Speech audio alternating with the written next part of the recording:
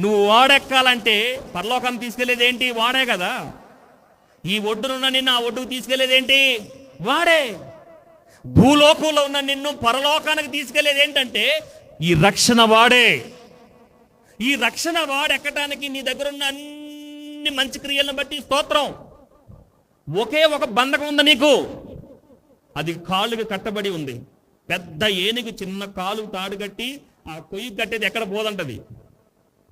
విన్నారు ఎప్పుడన్నా మీరు? అంత పెద్ద ఏనుగు ఒక చిన్న తాడు కట్టి ఆ స్తంభాన్ని కట్టేది అక్కడే ఉంటుందంటది. లెక్క అయితే తన బలంతో తాడు తెంపగలను, కానీ ఆ బంధకంలో అక్కడే ఉండిపోద్దట, తన బలం ఉపయోగించదు.